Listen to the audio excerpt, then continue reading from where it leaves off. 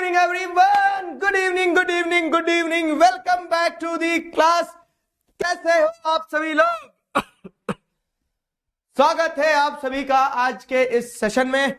I hope you people are doing good. ठीक हो, मस्त हो और बेहतरीन हो. कैसे हो आप सभी लोग? हाँ जी बताइए यार. वो एक हथियार होता है ना जिससे अपन लिखते हैं. ये रहा पेन, नहीं है हथियार है.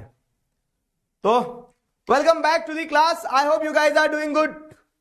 क्या मैं आपको दिखाई सुनाई दे रहा हूं? चलो भाई साहब, आज हमारे पास में चैप्टर है print culture and the modern world. World भी कैसा है? मॉडर्न है.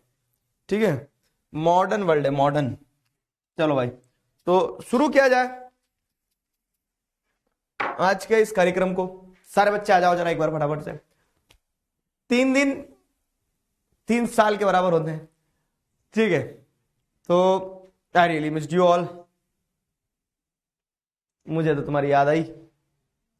बिलेटेड हैप्पी बर्थडे लिख रहे हैं. अरे बर्थडे गया, हैप्पी बर्थडे गया, सब कुछ गया ना. अब तो अब welcome back to the class. तो क्या चल रहा है बताओ? 2 दिन पुराना हो गया अब तो बर्थडे. चलो भैया, चलो तो सारे आ गए हैं. शुरू करें हिस्ट्री का आखिरी चैप्टर. इकोनॉमिक्स कंप्लीट हो गया. आज हिस्ट्री कंप्लीट आज नहीं होगा, 2 क्लासेस में होगा. फिर क्या बच रहा है? सिविक्स का एक चैप्टर बच रहा है क्या अपना, आउटकम्स ऑफ डेमोक्रेसी. और फिर ज्योग्राफी के 2-3 बच रहे हैं, शायद 2 बच रहे हैं. मैप वर्क बच रहा है. तो आखिरकार हम अपने लक्ष्य, और समय भी हो गया, 1 दिसंबर से पढ़ रहे हैं. आज कितनी तारीख हो गई है? 6 जनवरी हो गई है. Almost here, we are almost here.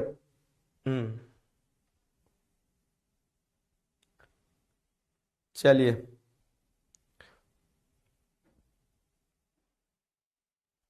How is it going? कैसा चल रहा है बाल को? बताओ.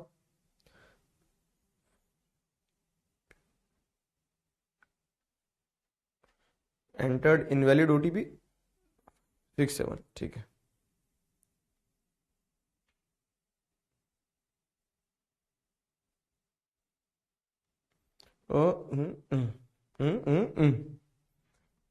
लॉग आउट हो गया था मैं, अब लॉग इन हो गया वापस.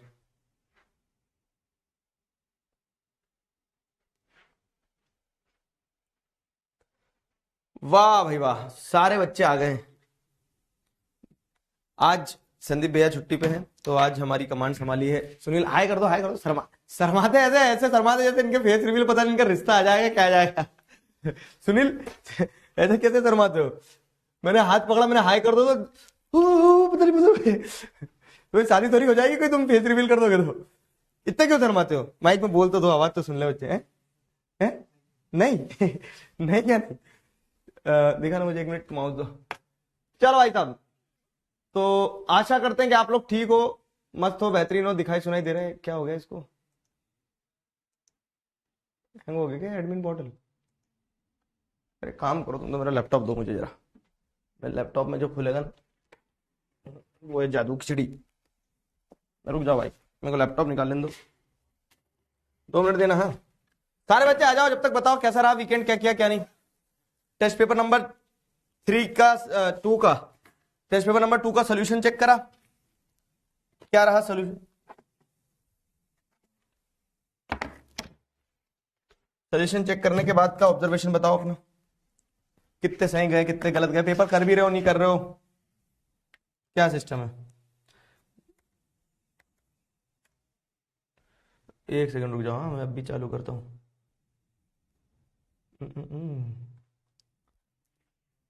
कैप्चर डालने दो. C5AA11.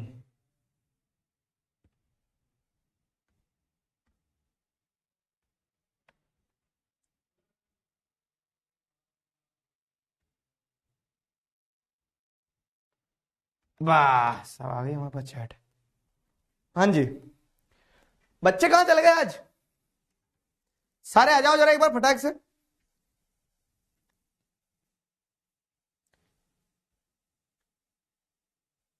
बैकलॉग हो गया है, पेपर डन कर दिए, ठीक है।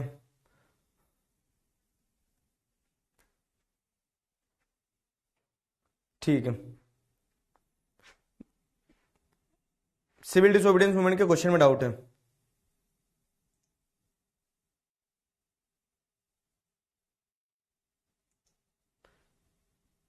पेपर नंबर 1 2 सॉल्व कर लिया है, 3 मिल गया पेपर, अब 3 सॉल्व करना तुम्हें 15 तारीख तक।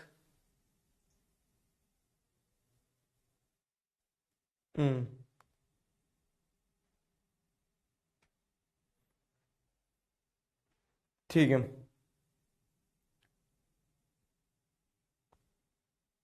चलो स्टार्ट कर रहे हैं। बस बैकलॉग हो गया प्री बोर्ड्स के कारण।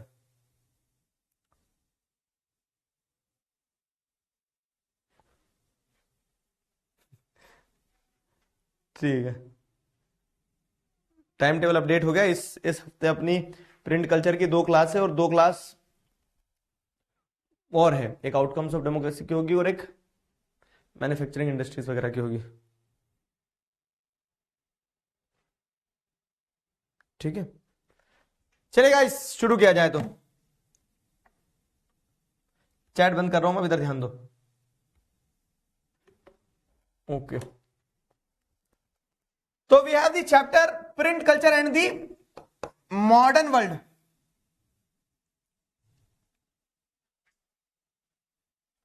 Print culture and the modern world.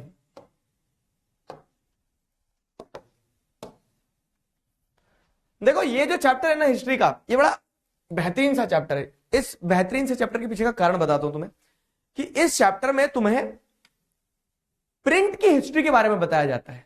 मतलब नॉर्मली हम हिस्ट्री पढ़ते हैं कि हाँ चंद्रगुप्त मौर्य के टाइम पीरियड की हिस्ट्री पढ़ रहे हो आप, ठीक है। आप क्या बोल सकते हैं, पृथ्वीराज चौहान के समय की हिस्ट्री पढ़ रहे हो, आप हिस्ट्री पढ़ रहे हो मुगल पीरियड की, आप हिस्ट्री पढ़ रहे हो ब्रिटिश पीरियड की। लेकिन प्रिंट की हिस्ट्री क्या होती है सर?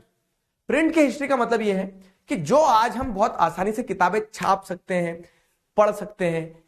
आज हम देख रहे हैं कि कोई भी एक बुक है तो उस बुक के कितने ही रेप्लिकास बन जाते हैं, कितने ही वर्जन बन जाते हैं, ठीक है।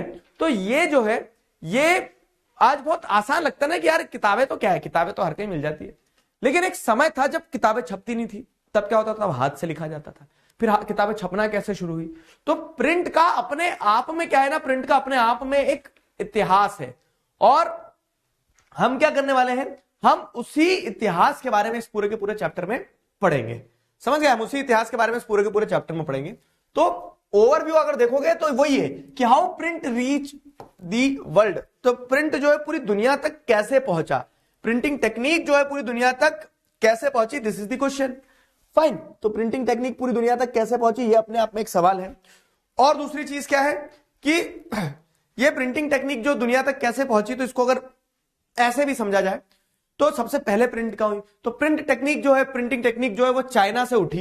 तो चाइना से जापान, जापान से यूरोप, तो चाइना से जापान कैसे गई, जापान से यूरोप कैसे गई, इसकी अपने आप में कहानी है, इसके अपने आप में कहानी। और फिर इसी को आगे बढ़ाएं तो print revolution and it's impact. और जब ये प्रिंटिंग शुरू हो गई ना, तो एक रेवोल्यूशन आ गया जिसका नाम क्या था, प्रिंट रेवोल्यूशन था। और जो प्रिंट रेवोल्यूशन आया, तो इस प्रिंट रेवोल्यूशन का इंपैक्ट क्या था, इससे प्रभाव क्या पड़ा, लोगों के आम जीवन पे क्या प्रभाव पड़ा। तो हम ये सारे टॉपिक पढ़ेंगे कि प्रिंट के आने से क्या हुआ, नई रीडिंग पब्लिक इमर्ज हुई है, रिलीजन के अराउंड क्या होने लगा, डिबेट डिस्कशन होना शुरू हो गया। प्रिंट के आने से लोग अपना डिसेंट शो करने लगे कि लोग अगर किसी चीज से नाराज हैं तो अपनी नाराजगी जो है वो प्रिंट के माध्यम से दर्शाने लगे, ठीक है, एक्सप्रेस करने लगे। Got my point? तो ये है कि new reading public emerge, religious debates, print and dissent, ये सारी चीजें स्टार्ट हो गई। अब अगर हम बात करें किस चीज की, तो अगर हम बात करें इस चीज की, प्रिंट के आने से एक और प्रभाव पड़ा है। अच्छा, चैप्टर को मैं आपको एक हैक बताऊं, चैप्टर को 2 हिस्से में बांट दो। एक तो प्रिंट की हिस्ट्री, अगर दो में भी बड़ा लगता तो चैप्टर को 3 हिस्से में बांट दो। एक तो प्रिंट की हिस्ट्री कि प्रिंट कैसे, how print reach the world, print एक जगह से दूसरी जगह दुनिया में कैसे पहुंचा, ठीक है। और दूसरी चीज क्या है कि यूरोप में, ठीक है, यूरोप में प्रिंट की क्या कहानी रही, वो वाला पार्ट हो गया। और तीसरा पार्ट होता है इंडिया में प्रिंट की क्या कहानी रही है, तो पूरा इंडिया के बारे में पढ़ेंगे। समझ गए ना? तो चैप्टर को आप 3 हिस्से में बांट सकते हो कि एक तो ये है कि प्रिंट दुनिया में कैसे पहुंचा, और दूसरा यह है कि प्रिंट यूरोप में कैसे पहुंचा, और तीसरा यह है कि प्रिंट जो है वो इंडिया में कैसे इवॉल्व हुआ। ठीक है, इंडिया में कैसे प्रिंट पहुंचा, ये वाली चीज है। अब अगर हम यहां से आगे बढ़े तो यहां से आगे बढ़ने आपको पता चलता है क्या कि manuscripts before the age of print. तो जब इंडिया की अगर बात करें तो इंडिया में क्या था, इंडिया में भी वही प्रिंटिंग टेक्निक आई होगी ना, जैसे हमने देखा कि चाइना, चाइना से जापान पहुंची, जापान से यूरोप पहुंची, यूरोप में जाने के बाद उस प्रिंटिंग टेक्निक का अलग अलग टाइम पीरियड में 16th सेंचुरी में जैसे लोगों ने प्रिंट को अडॉप्ट करा, 17th 18th सेंचुरी में जैसे अगर आप देखेंगे तो प्रिंट ने एक तरह से एक माहौल बना दिया, रीडिंग मैनिया जो डेवलप हुआ वहां पे आप देखते हैं कि उसी के तहत क्या होता है, फ्रेंच रेवोल्यूशन भी आता है। तीसरी चीज क्या है कि 19th सेंचुरी में यूरोप के बच्चों के ऊपर, महिलाओं के ऊपर और वर्कर्स के ऊपर प्रिंट का क्या प्रभाव पड़ रहा था, वाली चीज। अब उसी के और आगे बढ़े अपन, तो manuscripts before the age of print, print comes to India. तो अब इंडिया में अगर हम बात करें तो इंडिया में भी प्रिंटिंग टेक्निक आई, तो प्रिंटिंग टेक्निक आने के पहले क्या था, पहले हाथ से लिखी जाती थी किताबें, उन्हें मैन्युस्क्रिप्ट्स कहा जाता था। मैन्युस्क्रिप्ट्स जो थी, तो मैन्युस्क्रिप्ट्स के पहले क्या स्थिति थी और फिर प्रिंट इंडिया में कैसे आया, कौन लेके आया। अब जब प्रिंटिंग टेक्निक आ गई तो उसका रिलीजियस रिफॉर्म्स और पब्लिक डिबेट के ऊपर क्या प्रभाव पड़ा, तो ये चीज समझना। देखो, प्रिंट के यहां आने से भी रिलीजियस डिबेट स्टार्ट हुई, यूरोप में भी। तो शुरुआत में क्या एक पैटर्न रहता है, history moves in a pattern, तो वही पैटर्न पकड़ना है कि प्रिंटिंग टेक्नोलॉजी जो आई तो वो पहले रिलीजन को ही इन्फ्लुएंस कर रही थी। तो इंडिया में कैसे रिलीजन के ऊपर प्रिंट ने इन्फ्लुएंस छोड़ा अपना। New forms of publication, women and poor people. तो अब प्रिंटिंग टेक्निक के आने से क्या है कि नए नए तरह का पब्लिकेशन स्टार्ट हुआ। उन नए पब्लिकेशन में महिलाएं और वर्कर जो एक इंपॉर्टेंट सेक्शन रहे जिनके ऊपर इंपैक्ट पड़ा प्रिंट का। और लास्ट में प्रिंट एंड सेंसरशिप वाला टॉपिक कि किताबें छपना शुरू हो गई थी, लेकिन उन किताबों में ऐसा नहीं कि आप जो मर्जी जो इच्छा है वो छाप दो, समझ में आया। उन किताबों में आप जो मर्जी जो इच्छा वो नहीं छाप सकते थे, उसको कंट्रोल किया जाता। तो प्रिंट एंड सेंसरशिप वाली जो चीज है वो एक चीज होती है, प्रिंट एंड सेंसरशिप वाली। Got it? चलिए तो बताइए, इज दैट क्लियर? यहां तक चीजें समझ में आ गई सबको? हाँ जी, हाँ जी। ये अपन पूरे चैप्टर में पढ़ने वाले, तो आज अपन ये वाला पार्ट लेंगे कि print world, how print reach the world. तो प्रिंट का वर्ल्ड वाइड कैसे, वो चाइना, जापान, यूरोप में प्रिंट का क्या क्या प्रभाव रहा, कैसे पहुंची, और यूरोप के ऊपर क्या इंपैक्ट पड़ा। इंडिया वाला पार्ट अपन कल उठाएंगे, ठीक है? चलो आ जाओ। The first printed books is the first topic. The first printed books is the first topic. Clear है? The first printed books is the first topic. Yes yes yes yes yes yes yes yes yes yes yes yes. चलो बढ़िया, बेहतरीन।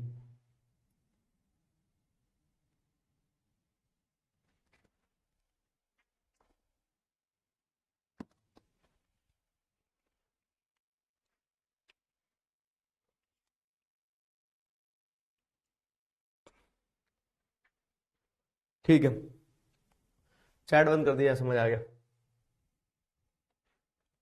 China से शुरू करते हैं। Print के effect अभी तक से झेल रहे हैं। प्रिंट के इफेक्ट है बेटा कि तुम एम्पावर्ड हो गए हो, झेलना नहीं होता। अगर पढ़े लिखे नहीं होते तो वही झिंगल वाला हु कर रहे होते तुम, ठीक है, पत्ते पत्ते लगा के कहीं पे डांस कर रहे होते हो, ठीक है। कि ये शिक्षा है, जो शिक्षा ने तुम्हें क्या किया है, सदृढ़ बनाया है, मजबूत बनाया है। अगर वो नहीं होता तो फिर तुम क्या करते?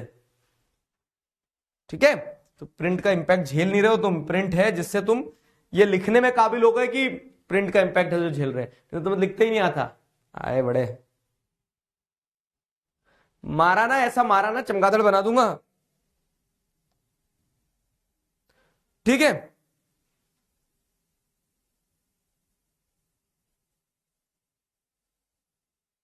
चलो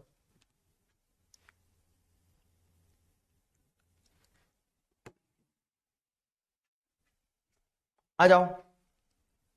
तो कहानी क्या, फर्स्ट प्रिंटेड बुक्स यहां से शुरू करते हैं। चाइना से कहानी शुरू होती है कि चाइना में क्या है ना, चाइना में सबसे पहले the people were known to use the print, या फिर प्रिंटिंग टेक्नोलॉजी जो है वो चाइना में सबसे पहले इन्वेंट हुई। अब इस प्रिंटिंग टेक्नोलॉजी में क्या करते थे, तो इस प्रिंटिंग टेक्नोलॉजी में एक तरह से किताबें छापी जाती थी।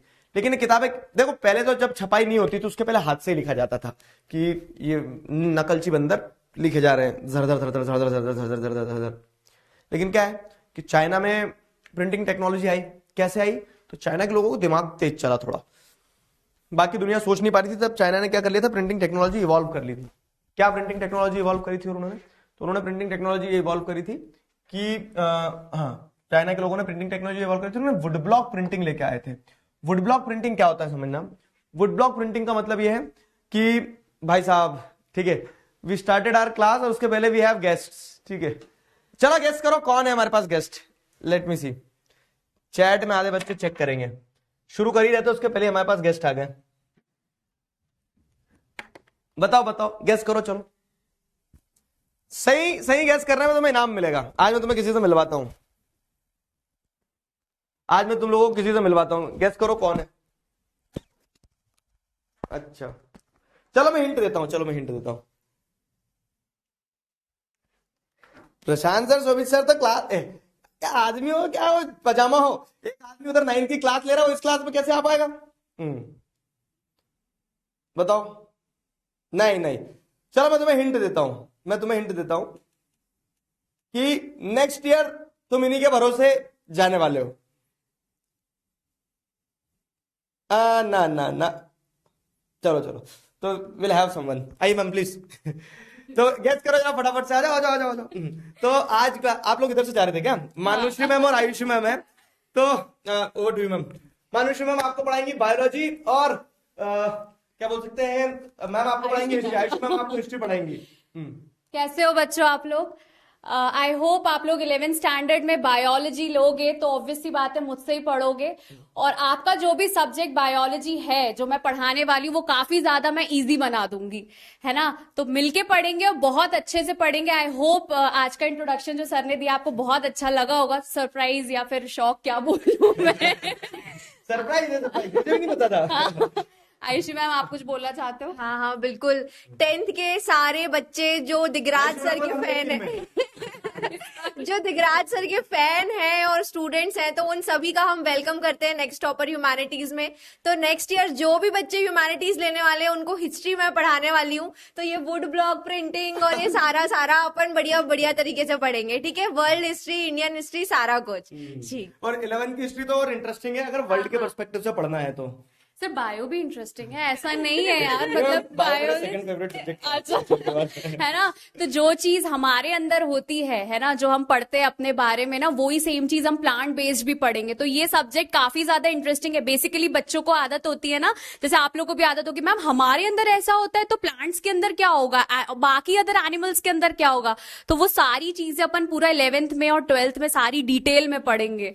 इनफैक्ट 11th तो हमारा मतलब आप ये बच्चे 11th का सेकंड बैच बनेंगे आपका। हाँ, अभी 11th शुरू हो गया है। आप लोगों ने, कितने लोगों ने चेक किया है, वीडियोस देखे हैं मैम के हिस्ट्री के और बायो के? चलो बढ़िया है।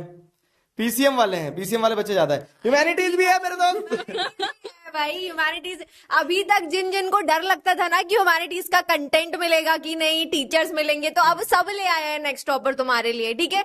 तो बिल्कुल बेफिक्र होके ह्यूमैनिटीज को ऑप्ट करो अपने अपने स्कूल्स में और आ जाओ हमारे स्टूडेंट बनने के लिए। हाँ, मतलब जिसका जो भी इंटरेस्ट है। दी थिंग इज कि हमने सोचा आपको सारे टीचरों से मिलाते चले, तो 10वीं के साथ भी और 10वीं के बाद भी।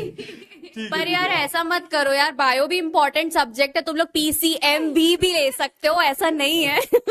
कोई दिक्कत नहीं है यार, बायोलॉजी पढ़ लोगे तो कुछ हो नहीं जाएगा। अच्छा सब्जेक्ट है, बहुत इंटरेस्टिंग सब्जेक्ट है, मैं बता रही हूँ। जिसका जो मन है वो लो, लेकिन मेन चीज ये कि you have all the teachers. Yes, और भी टीचर से मिलना है क्या? तुम्हें मिलवाएंगे फिर पक्का। एक एक करके सारे आएंगे। चलो सर, अब हमें घर जाना, हम तो सोच रहे थे मिलते हुए जाते हैं आपसे। चलो भाई साहब, तो ये यू हैव मानुषी मैम और आयुषी मैम। चलिए सर, आज की फोटो भी बच्चे डालेंगे। हाँ बिल्कुल। ठीक है, चलो thank you sir. Okay ma'am. PCM भी वाले आ गए हैं, ठीक है, बढ़िया बढ़िया बढ़िया। तो भैया तुम लोगों ने देखा अभी रेड हो गई हमारी क्लास में। तुम लोग क्या सब्जेक्ट लेने वाले हो? कॉमर्स। कॉमर्स वाले टीचरों से भी मिलाएंगे। चलो बढ़िया बढ़िया बढ़िया, ठीक है। बैटल देखी थी, हाँ आज भी बैटल है शायद, आज कॉमर्स वाली बैटल है। और तुम 10वीं के बच्चे 11वीं की बैटल में क्या कर रहे हो तुम, हैं? मैं मिलाऊं तुम्हें, रुको, मार मार चमगादड़ बना दूं तुम्हें। चलो बढ़िया बढ़िया बढ़िया, ठीक है। लेकिन बेटा तुम जो लिख रहे हो ना 11वीं में ये सब्जेक्ट लेंगे वो सब्जेक्ट लेंगे सारी चीजें, पहले 10वीं पास तो करो। तो 10वीं पास करने के लिए तुम्हें क्या करना होगा, पढ़ना होगा। तो print culture in the modern world वाला चैप्टर है, ठीक है, उस चैप्टर को शुरू करते हैं। और ठीक करें शुरू, चलो आ जाओ। और भी बाकी सारे टीचरों से मिलाएंगे तुम्हें एक एक दिन करके, एक एक दिन करके, ठीक है।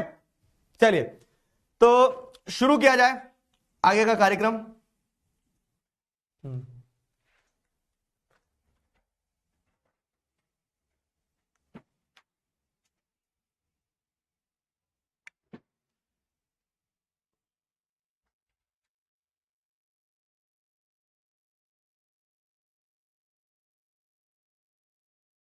चलो चलो आप शुरू कर लेने दो।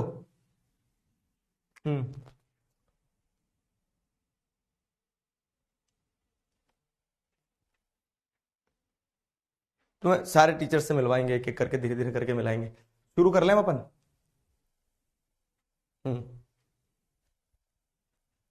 तो द फर्स्ट प्रिंटेड बुक्स जैसे चाइना का मैं तुम्हें बता रहा था, चाइना में लोगों को दिमाग दौड़ा, चाइना ने क्या कर दिया, चाइना में लोगों ने एक तरह से वुड ब्लॉक प्रिंटिंग शुरू करी। वुड ब्लॉक प्रिंटिंग क्या होती है कि उन्होंने फॉर एग्जांपल जैसे ये एक लकड़ी का टुकड़ा है, तो इस लकड़ी के टुकड़े के ऊपर ऐसी डिजाइन बनाई, मतलब डिजाइन क्या बनाई, उन्होंने लिख दिया कि DIGRAJ दिगराज, ठीक है। अब क्या है, उस वुड ब्लॉक को उन्होंने इंक में डुबाया, इंक में डुबा के जब पेपर पर चिपकाया तो यहां पे भी दिगराज छप गया, समझे। इंक में डुबा के जब इधर छपाएंगे तो ये जो एनग्रेव्ड पार्ट रहेगा, वो एनग्रेव्ड पार्ट इस पे क्या हो जाएगा, रिफ्लेक्ट हो जाएगा। एनग्रेव्ड पार्ट इस पे भी रिफ्लेक्ट होना शुरू हो जाएगा, ठीक है, इस पे भी रिफ्लेक्ट होना शुरू हो जाएगा। तो वही चीज आपको देखना है क्या, कि ये जो वुड ब्लॉक प्रिंटिंग की टेक्निक इनके दिमाग में आई, ठीक है, चाइनीज पीपल के दिमाग में, इन्होंने इस टेक्निक की मदद से किताबें छापना शुरू करी। कि जो भी चीजें होती थी उसको लकड़ी पे लिख देते थे और फिर उसको बार बार लिखना नहीं पड़ता था, उनको एनग्रेव कर दिया और फिर उसको छापते चलो। तो this would block printing technique became popular in China, ठीक है। और जो इस वुड ब्लॉक प्रिंटिंग टेक्निक से जो फर्स्ट बुक उन्होंने प्रिंट करी, वो है ट्रेडिशनल चाइनीज अकॉर्डियन बुक, ठीक है। ट्रेडिशनल चाइनीज अकॉर्डियन बुक जो उन्होंने प्रिंट करी, इसी टेक्निक का इस्तेमाल करते हुए चाइनीज अकॉर्डियन बुक को उन्होंने प्रिंट करना शुरू कर दिया। किताबें छपती चले गई, इस तरह से छपती चले गई। लेकिन ये टेक्निक उतनी इफेक्टिव, उतनी फास्ट नहीं थी कि आप दनादन दिन के 1000 किताब 2000 किताब छाप दोगे। इससे स्लो और ग्रेजुअल प्रोसेस थी, ठीक है। Increase in printed books with the civil service examinations in China. फिर क्या हुआ ना कि चाइना में किताबों की डिमांड बढ़ती चलेगी। तो मैं तुम्हें पॉइंटर बता रहा हूं कि पूरे चाइना में प्रिंट का क्या कंटेक्स्ट है। कि चाइना में ये हुआ कि वहां के स्टूडेंट्स का एग्जामिनेशन होने लगा। अब एग्जाम होगा तो आपको पढ़ना पड़ेगा, उसके लिए किताबें छपेंगी। तो वहां के चाइनीज अथॉरिटीज ने क्या है, for exams, Chinese civil service examination होती थी वहां की ब्यूरोक्रेसी के लिए, तो उस एग्जाम के लिए बच्चों को जब पढ़ना पड़ता था उसके लिए किताबें छापी, ये वुड ब्लॉक प्रिंटिंग से। तो इससे प्रिंट का यूज डाइवर्सिफाई होता चले गया। साथ ही साथ क्या है कि चाइना में प्रिंट का यूज डाइवर्सिफाई इसलिए भी हुआ क्योंकि चाइना में जैसे जैसे अर्बन कल्चर बूम कर रहा था, ठीक है। अब गांव में तो आदमी क्या है कि खेती किसानी करता है, दिन भर उसका मजदूरी में निकल जाता है, मेहनत में निकल जाता है, सुकून भी है लेकिन मेहनत करते रहते हैं वो। शहर में क्या, लोगों को टाइम पास करने के लिए कुछ करना पड़ता है। तो शहर में लोग टाइम पास करने के लिए क्या करते हैं, शहर में लोग टाइम पास करने के लिए एक तरह से जैसे आप देखेंगे तो चाइना में लोगों ने उस समय पढ़ना शुरू किया था, खास करके वाइफ्स ऑफ कोटिशियंस, ये लोग जो होती थी तो ये पढ़ने के लिए लीजर टाइम में किताबें पढ़ती थी। फिर जो हिसाब किताब रखना होता था ट्रेडर्स वगैरह को, तो उसके लिए वो किताबें छपती थी। तो इस तरह से जैसे जैसे शहर का कल्चर बढ़ता चलेगा, प्रिंट का यूज भी डाइवर्सिफाई होता चलेगा, ठीक है। अलग अलग तरीके से प्रिंट को इस्तेमाल करना शुरू कर दिया गया, ठीक है। अब आता है क्या, तो यही प्रिंटिंग टेक्निक जो है ना, यही प्रिंटिंग टेक्निक धीरे से जब देखोगे तो ये पहले चाइना में मतलब वुड ब्लॉक प्रिंटिंग टेक्निक चलती थी। लेकिन जब ये printing technique, would block printing technique China से जापान, जापान से यूरोप और यूरोप में फिर और डेवलप होकर मशीन में बन गई, तो वही मैकेनिकल प्रिंटिंग फिर वापस चाइना में आती है। और शंघाई जो है तो चाइना की प्रिंटिंग का हब बन जाता है। फिर चाइना से ही कुछ बुद्धिस्ट मिशनरीज जो थे, ठीक है, वो जापान की तरफ जाते हैं, ठीक है। और इस तरह से जापान में प्रिंटिंग टेक्निक भी पहुंचती है। क्यों? क्योंकि वो चाइना से जो बुद्धिस्ट मिशनरीज गए हैं, ठीक है, बुद्धिस्ट सेंट्स जो जब पहुंचते हैं वहां पे, तो वो लोग ये वुड ब्लॉक प्रिंटिंग चाइना से जापान लेके चले जाते हैं। अब जापान में क्या होता है, जापान का हमें रिकॉर्ड मिलता है कि जो बुद्धिस्ट मिशनरीज हैं वो चाइना से जब हैंड प्रिंटिंग टेक्नोलॉजी उन्होंने इंट्रोड्यूस करी जापान में, वही वुड ब्लॉक प्रिंटिंग, ठीक है, तो अराउंड 768 770 एडी के आसपास, ठीक है, मतलब आज से आप देखोगे तो लगभग कितना हो गया, 1300 साल पहले ये वुड ब्लॉक प्रिंटिंग टेक्निक हाथ से जो चलती थी एक तरह से, उस पर वुड के ऊपर एनगर्विंग करके, मतलब उतना मशीन या फिर मैकेनाइज नहीं था, सब कुछ छपाई पे डिपेंडेंट था, और यही हैंड प्रिंटिंग टेक्नोलॉजी जो है चाइना से जापान पहुंच गई। अब जापान में क्या होता था, तो ये जापान में क्या होता था, जापान में प्रिंट का यूज डाइवर्सिफाई हुआ। ऐसा होता है ना, जैसे तुमने मुझे एक चीज सिखाई, मैं उस चीज को और एनहांस कर दूंगा और डाइवर्सिफाई कर दूंगा और मॉडिफाई कर दूंगा। तो जापान में भी वही होना शुरू होता है। क्या होना शुरू होता है कि जापान में ओल्डेस्ट जो जापानीज बुक्स वगैरह थी ना, उन जापानीज बुक्स की प्रिंटिंग यही वुड ब्लॉक प्रिंटिंग टेक्निक से होती थी, और जो ओल्डेस्ट सर्वाइविंग जापानीज बुक है जो वुड ब्लॉक प्रिंटिंग से छापी गई थी, उसका नाम है बुद्धिस्ट डायमंड सूत्रा। तो उन किताबों में से जो hand block printing would block printing technique से सीखी गई थी, उन पुरानी किताबों से एक किताब जो बची है वो कौन सी बची है, बुद्धिस्ट डायमंड सूत्रा, ये किताब बची है। Printing of visual material led to interesting publishing practices. और जैसे मैंने आपको बताया कि प्रिंट का यूज डाइवर्सिफाई होता चलेगा जापान में, चाइना से जाके जापान में। तो डाइवर्सिफिकेशन कैसा हुआ था कि जापान में प्रिंटिंग जो थी तो वो सिर्फ किताब मतलब लिखा नहीं जाता था, विजुअल वर्ल्ड जो है उसकी भी प्रिंटिंग होना शुरू हो गई, कार्ड्स पे प्रिंटिंग शुरू हो गई, फैब्रिक पे, कपड़ों पे प्रिंटिंग शुरू हो गई। तो जैसे जो लोग अपने आम जीवन में जी रहे होते ना, उस चीज को प्रिंट करना शुरू कर दिया। लोग अपने आम जीवन में क्या जी रहे होते, तो जैसे मान लो अपन जो जीवन जी रहे हैं, तो अपन जैसे पहाड़ पे खड़े होकर ऐसे हवा का आनंद ले रहे हैं, तो ये एक विजुअल वर्ल्ड है कि एक आदमी पहाड़ पे खड़े होकर क्या कर रहा है, हवा का आनंद ले रहा है। तो इस चीज को सिर्फ टेक्स्ट को नहीं लिखा जाता था, इन इमेजेस को, ठीक है, इन कह सकते हैं आइडियाज को भी क्या करने लगे, एक पिक्चर का फॉर्म भी देना शुरू कर दिया, और इस चीज की भी प्रिंटिंग होना शुरू हो गई है।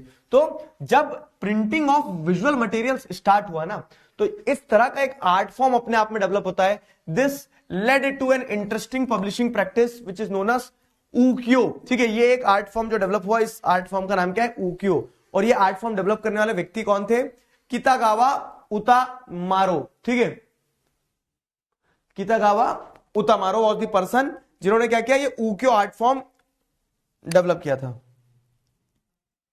तो इस तरह से प्रिंट क्या है, चाइना से जापान पहुंचा। तो चाइना में प्रिंट के क्या क्या यूजेस थे, और जापान में जैसे अगर आप देखोगे तो पहुंचने के बाद में ओल्ड जापानीज बुक के बारे में, उक्यो के बारे में 2-3 चीजें ध्यान रखना है। क्लियर?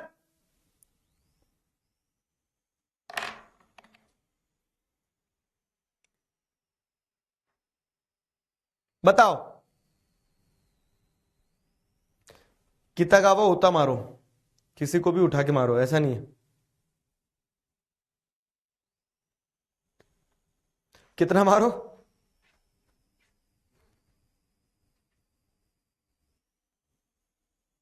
शादी का क्या है, तुम इधर पढ़ लो, नहीं तो मैं मार मार के चमगादड़ बना दूंगा।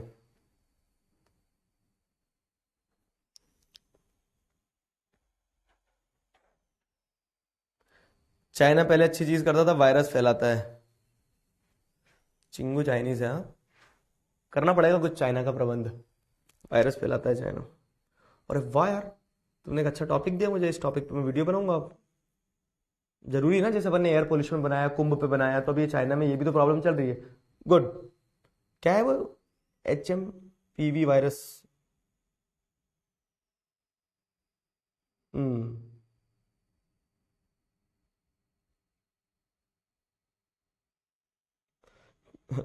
एडी का मतलब क्या होता है मैं बता रहा हूं तुम्हें। जैसे क्या होता है ना, एक होता है बीसी, बीसी का मतलब होता है बिफोर क्राइस्ट। जैसे टाइमलाइन है ना, तो ये 0 है, 1 2 3 4 5 6 7 10 हजार, ओ ऐसे चालू होगा, देखो 1 2 3 4 5 6 7 8 हजार 700, मतलब 700 हजार 2000, 2024 में हम जी रहे हैं आज, ठीक है। और नंबर लाइन जैसे होता है ना, तो 0 के पहले भी कुछ साल रहे होंगे, तो ये 0 कौन सा साल होता है, तो क्योंकि क्रिश्चियन कैलेंडर को हम फॉलो करते हैं, तो अकॉर्डिंग टू क्रिश्चियन कैलेंडर इस दिन happy birthday to Jesus Christ था, मतलब 25 दिसंबर, ठीक है। तो ये जीसस का जिस दिन जन्म हुआ, ठीक है, क्रिश्चियनिटी के हिसाब से, उस दिन से नया कैलेंडर शुरू हुआ है, उस दिन से नया कैलेंडर शुरू हुआ। तो जीसस क्राइस्ट के बाद का जो समय है, ठीक है, तो जीसस क्राइस्ट के बाद का जो समय है उसे एडी कहा जाता है, एनो डोमिनी, ठीक है, और जीसस क्राइस्ट के पहले का जो समय है उसको बीसी कहा जाता है, बिफोर क्राइस्ट। तो जैसे जैसे फॉर एग्जांपल क्या है कि अगर कुछ चीज जीसस क्राइस्ट के होने से, मतलब उनके धरती पे आने से पहले हुई थी, तो उसे हम क्या बोलेंगे, 200 बीसी। 200 बीसी मतलब क्या है कि जीसस क्राइस्ट का जिस दिन जन्म हुआ उसके बाद के 2024 साल हो गए, तो 2024 साल और 200 साल नंबर लाइन पे पीछे की तरफ चले गए अपन। तो 200 बीसी का मतलब 200 साल नहीं होता है, 200 बीसी का मतलब ये होता है कि 2024 साल ये और 200 साल वो, तो टोटल कितना हो गया, 2024 और 200, तो 2224 हो गया, 2224 हो गया। समझ गए? ऐसा सिस्टम बैठता है, ठीक है। इसको आफ्टर डेथ नहीं बोलेंगे, आफ्टर डेथ नहीं होता है, एनो डोमिनी होता है, क्योंकि अगर आप आफ्टर डेथ बोलना शुरू कर दोगे तो अगर मान लो वो धरती पे 100 साल रहे तो वो 100 साल कौन गिनेगा फिर, तो इसके लिए आफ्टर डेथ नहीं होता है, मतलब फिर तो ये बिफोर क्राइस्ट उनके पहले और आफ्टर डेथ उनके बाद हो जाएगा। तो एनो डोमिनी होता है ये, जो उनके बर्थ के तुरंत बाद से, जब तक वो जीवन पे मतलब धरती पे रहे वो साल भी, और उनके पहले वाले साल को बीसी में वो करा जाता है। 2025 आ गया क्या? अरे हाँ यार, लगेगा थोड़ा सा बाय डिफॉल्ट ये चीजें सेट होने में समय।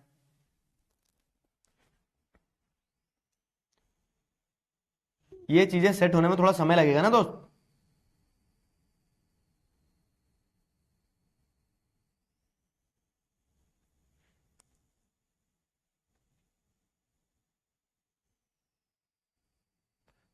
चलो 24-25 क्या ही होता है। चलो खैर, ये एडी, तो जैसा अभी आपने यहां पे बोला ना कि एडी 768, तो मतलब ये आज से 1300 साल पुरानी बात करें, अपन 2024 में जी रहे हैं ना, ऐसा, तो वो चीज है। चलो आ जाओ। तो अब अपन ने ये देख लिया कि प्रिंटिंग टेक्निक कैसे, ध्यान दो इधर, अपन ने ये देख लिया कि कैसे प्रिंटिंग टेक्निक जो है, तो कैसे प्रिंटिंग टेक्निक जापान चाइना में इवॉल्व हुई, चाइना से जापान पहुंची, जापान के बाद में अपन यूरोप पे चल रहे हैं। प्रिंट कम्स टू यूरोप, कि प्रिंट जो है, प्रिंटिंग टेक्निक जो है वो यूरोप कैसे पहुंची, ठीक है, प्रिंटिंग टेक्निक जो है वो यूरोप कैसे पहुंची, ये वाला पार्ट पढ़ना है अपने को।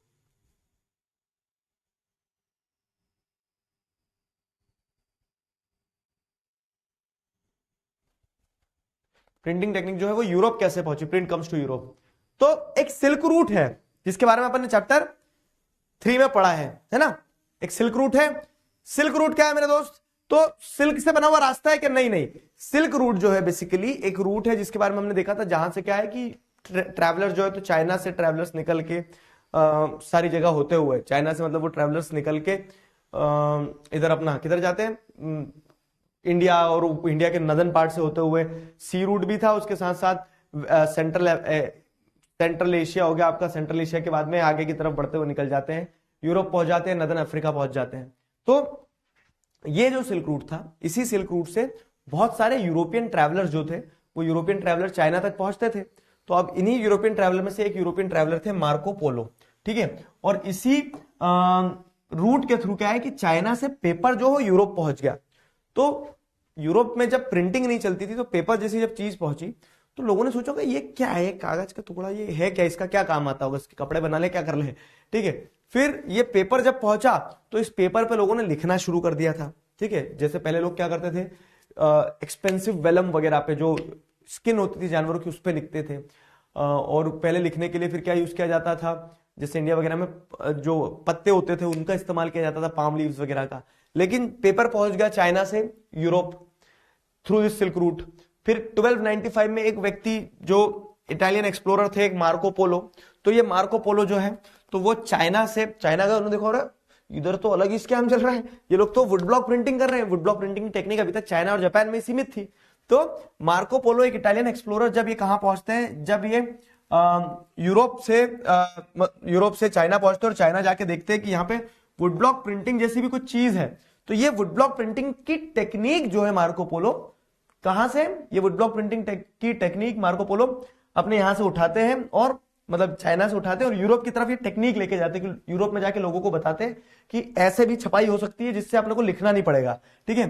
तो this idea spread to other parts of Europe. जैसे ऐसा होता है ना, स्कूल में क्या होता था, स्कूल में पहले होमवर्क करने को दिया जाता था कि आई एम सॉरी लिख के लाना। तुम क्या आई एम सॉरी लिख के लाना, 100 बार तुमने गलती करी तो आई एम सॉरी, रोते रोते बच्चे लिखते थे। फिर एक बच्चा स्मार्ट बच्चा था, उसने बोला अरे I I I I am am am am am sorry sorry sorry sorry, ऐसे लिख देते।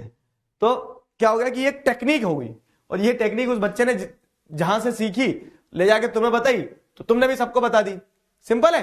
तो वैसे ही कुछ हुआ होगा क्या कि वुड ब्लॉक प्रिंटिंग टेक्निक जो चाइना में इवॉल्व हुई थी, उस चाइनीज टेक्निक को मार्को पोलो जो कि इटालियन एक्सप्लोरर थे, जब वो चाइना आए तो उन्होंने देखा क्यों रे इधर तो गजब चल रहा है, तो उन्होंने वही टेक्निक को जब यूरोप लेके चले गए, तो as the idea spread to the other parts of the Europe, जगह जगह पे यूरोप में वुड ब्लॉक प्रिंटिंग शुरू हो गई कि अब धड़ल्ले से छपाई हो रही थी चाइना वाली स्टाइल में वुड ब्लॉक की प्रिंटिंग की। मतलब वुड ब्लॉक प्रिंटिंग होती क्या है, मगर तुम्हें और अच्छे से समझा दूं ना, तो जैसे एक लकड़ी का टुकड़ा है, तो इस लकड़ी के टुकड़े के ऊपर क्या खरोच कर दिया जाएगा, जैसे कि खरोच के लिख दिया जाएगा माय, ठीक है, उठा हुआ दिखेगा माय नेम, ठीक है, इज, ऐसा डी बना देंगे, आई बना देंगे, जी आर ए जे, तो ऐसा उठा हुआ, जैसे सिक्का रहता है ना, सिक्के के ऊपर कैसे उभरा हुआ रहता है थोड़ा थोड़ा हिस्सा, तो उभरे हुए हिस्से के ऊपर अगर तुम इंक लगा दोगे और उसको चिपकाओगे कहीं पे, तो वो वहां छप जाएगा। तो वैसे ये ऐसे वुड ब्लॉक के ऊपर एनग्रेव कर देते थे और इसी को फिर छापते चलते थे, वुड ब्लॉक के ऊपर एनग्रेव करके इसी को छापते चलते थे। तो ये वुड ब्लॉक प्रिंटिंग टेक्निक जो है, ये वुड ब्लॉक प्रिंटिंग टेक्निक जो है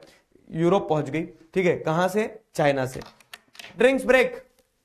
सुनील मेरे दोस्त, पानी लाना यार, पानी की बोतल भरो नीचे, चक्कर आ रहा है, गिर जाऊंगा मैं। समझे? क्लियर हुआ? तो कैसे वुड ब्लॉक प्रिंटिंग टेक्निक, बहुत बहुत धन्यवाद, कैसे वुड ब्लॉक प्रिंटिंग टेक्निक जो है कहां से कहां पहुंच गई, ये क्लियर हो गया?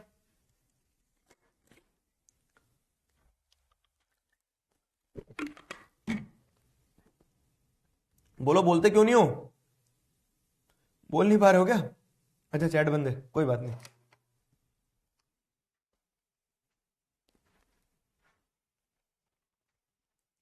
क्लियर है?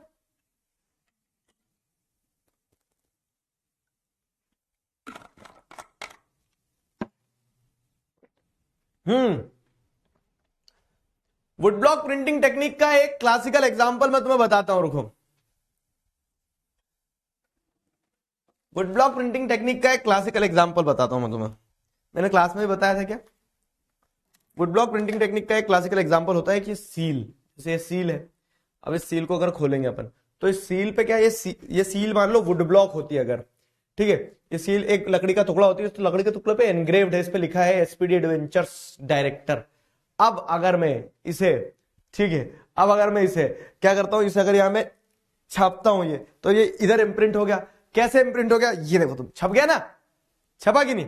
तो मैंने तुम्हें वही बताया कि ये वुड ब्लॉक है, ये वुड ब्लॉक के ऊपर एनग्रेव्ड कर दिया है चीजों को, और इसको इंक में डिप करके आप जहां छापोगे ये वहां छप जाएगी, ठीक है, इसको जहां छापोगे वो वहां छप जाएगी।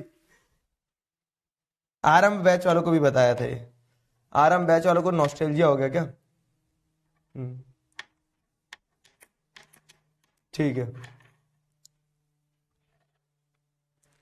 क्या मतलब मैंने बॉडी फ्लेक्स कर दी? अभी मैं अपने प्राइम पे नहीं हूं बेटा। अभी तो क्या हो गया ना, इतनी भागा दौड़ी हो रही कि ढंग से 4 घंटे 3 घंटे सो रहे हैं, 4 घंटे सो रहे हैं, काम ये वो सारी चीजें। जब मैं प्राइम पे हूं और एक्सरसाइज करूंगा तो मसल दूंगा।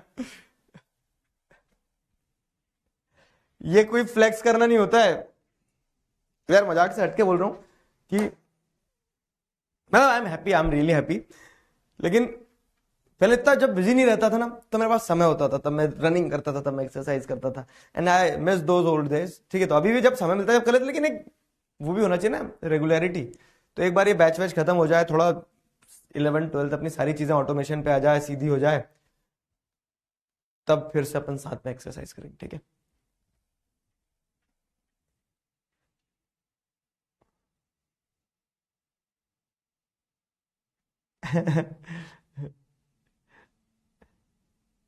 चलो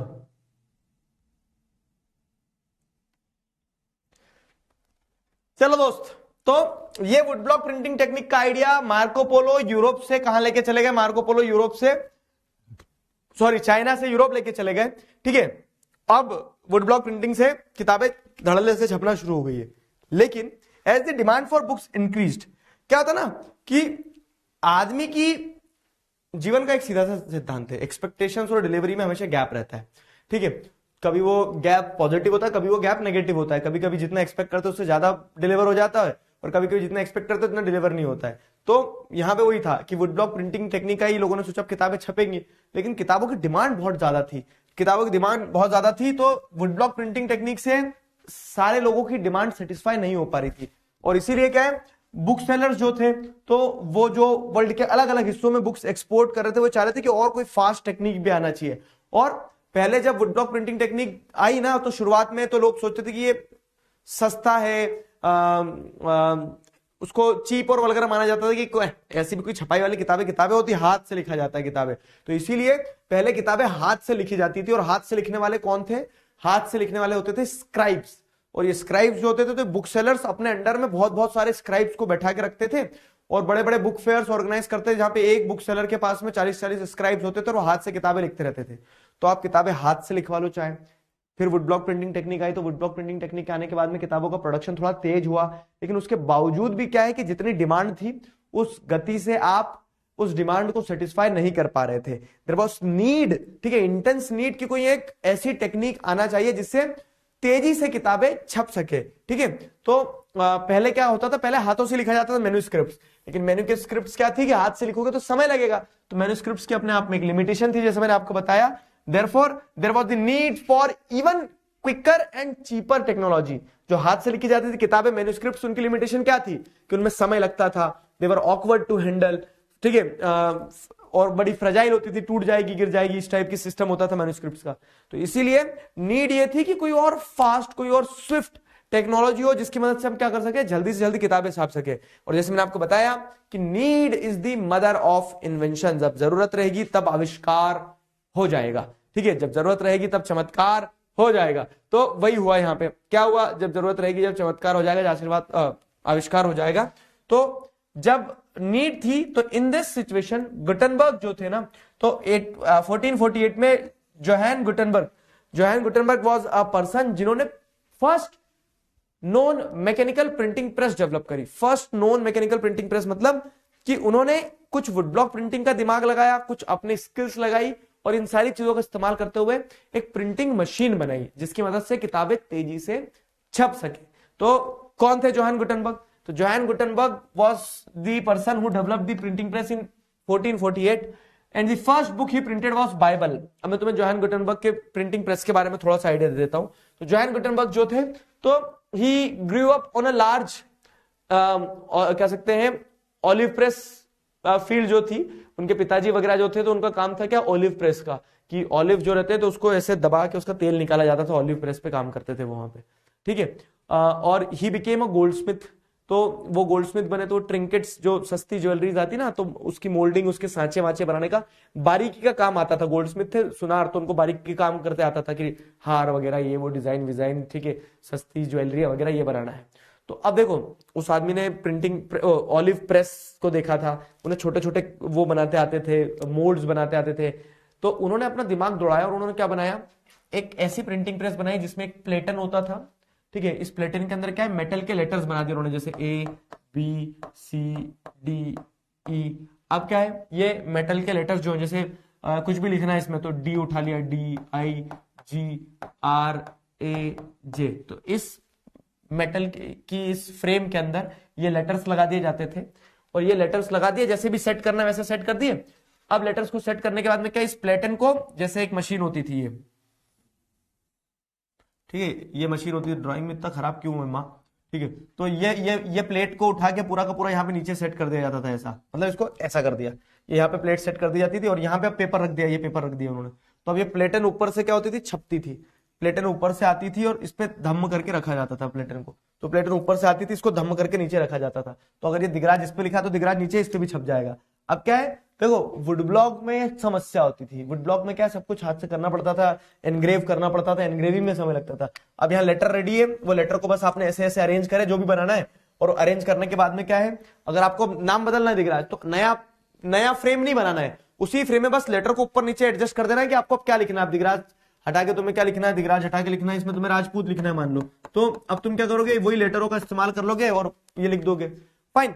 अब वो प्लेट रेडी है आपकी, उस प्लेट को पेपर के ऊपर प्रिंट करते थे, एक पेपर, दूसरा पेपर, तीसरा पेपर, उस पर इंक लगाई, चौथा पेपर, ठीक है, इंक लगाई, पांचवा पेपर। तो इस तरह से क्या है कि, और ये जो ये ऊपर का ये मशीन जो था जिसमें एक हैंडल लगा होता था, जिससे क्या है कि लेबर आराम से घुमा घुमा के मशीन चला सकता था।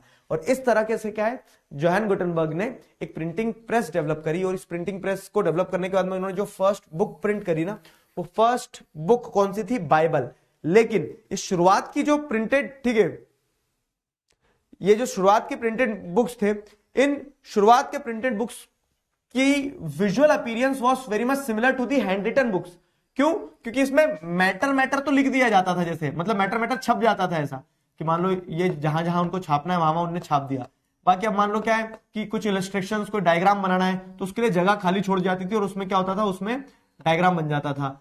फॉइलेज वगैरह अगर मान लो कुछ लगाना है कि कुछ फूल पत्ती पेड़ पौधे लगाना है, तो वो फूल पत्ती पेड़ पौधे इसमें लगा दिए जाते थे। तो इस तरह से क्या है, इस तरह से बॉर्डर्स वगैरह छोड़ दी जाती थी, इस तरह से बॉर्डर्स वगैरह छोड़ दी जाती थी।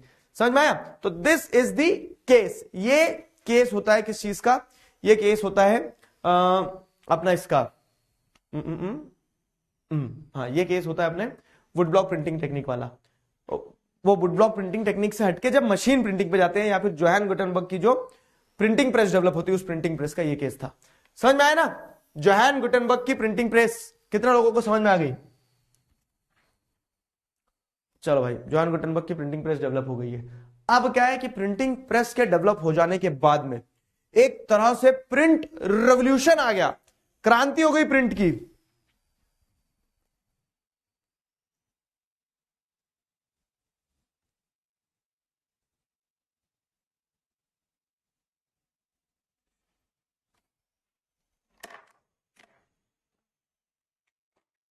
क्लियर हुआ? पानी पियो।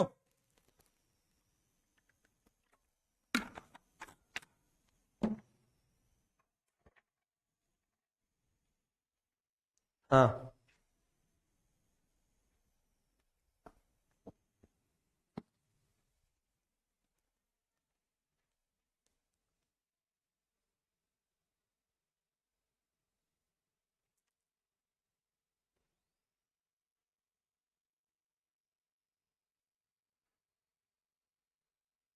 बताओ।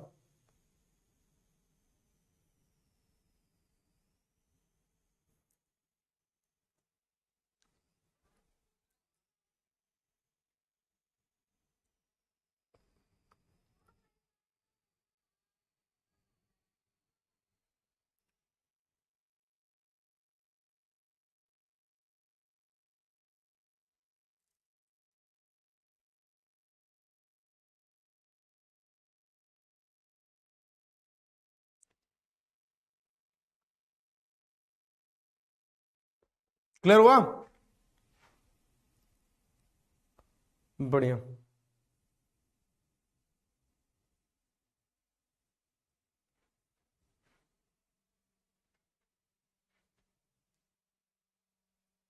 क्या हो गया बेटा?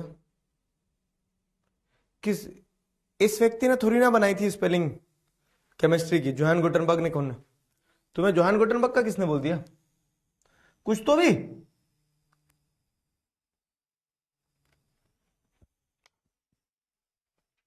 चाइना में वुड ब्लॉक प्रिंटिंग चलती थी, मैकेनिकल प्रिंटिंग प्रेस जर्मनी के थे अंकल, जर्मन सार विस्फोटक, ठीक है। तो जर्मनी में ये would block printing technique develop हुई थी।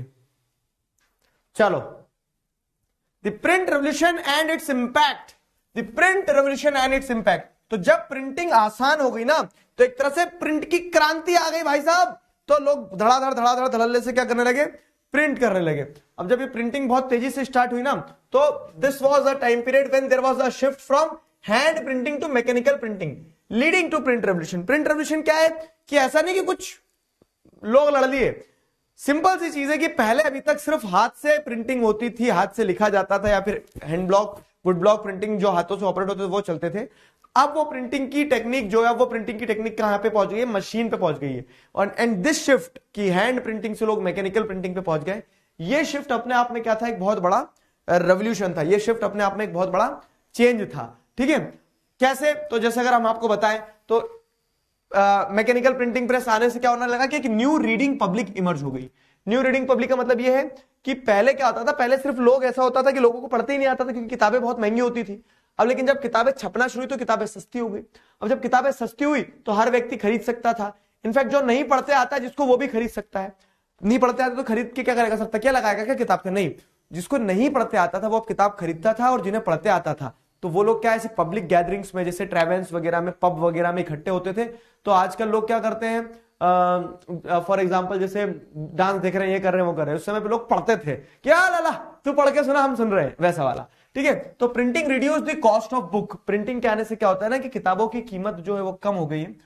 Oral culture entered print. Oral culture जो पहले लोग बोलते थे verbally, that oral culture now entered the, ठीक है, बुक। तो ओरल कल्चर जो है अब क्या हो गया कि प्रिंटेड बुक्स या फिर प्रिंटेड मटेरियल में घुस गया, कि अब लोग क्या करने लगे, वो पढ़ना शुरू कर दिया है। ठीक है, and printed material was orally transmitted. और जिन्हें पढ़ते नहीं आता था उन लोगों को सुनाया जाता था पढ़ के। तो पब्लिक गैदरिंग्स वगैरह में इस तरह से क्या होने लगा था कि प्रिंट जो है एक रेवोल्यूशन के लेवल में आपको देखने को मिल रहा था, जहां पे reading and hearing public was being intermingled. पढ़ने वाले और सुनने वाले लोग इंटरमिंगल हो रहे थे। क्योंकि पहले क्या था, पहले डिमार्केशन था।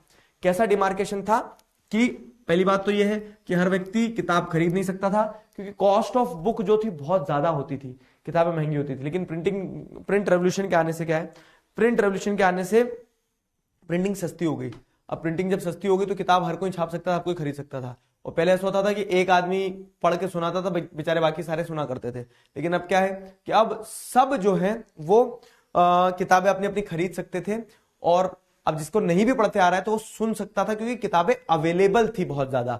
ठीक है, तो इसीलिए यहां पे लिखा क्या है कि oral culture entered print and printed material was orally transmitted. और जो प्रिंटेड मटेरियल था उसको ओरली क्या करने लगे, बोल के ट्रांसमिट करने लगे। तो this is how the world was shaped. इस तरह से क्या है कि दुनिया बदल गई। कब? With the coming up of printing technique. ठीक है, religious debate and the fear of print. अब आपको आगे की कहानी समझना है कि जो प्रिंटिंग टेक्निक जब आई ना, तो इसका सबसे पहले इंपैक्ट किसके ऊपर पड़ा पता है? इसका सबसे पहले इंपैक्ट या इसका सबसे पहला एसोसिएशन धर्म के साथ देखा गया कि रिलीजन के ऊपर प्रिंट का क्या इंपैक्ट आया होगा। तो religious debate and the fear of print वाला पार्ट जो है, तो इसमें आपको एक चीज समझना होगी कि there was anxiety and criticism associated with print. क्योंकि प्रिंट के आने के बाद में क्या है कि अब कोई भी आदमी कुछ भी अपने व्यू पॉइंट रिलीजन के अगेंस्ट में, रिलीजन के ऊपर, रिलीजियस अथॉरिटी के खिलाफ या उनके फेवर में लिख सकता था।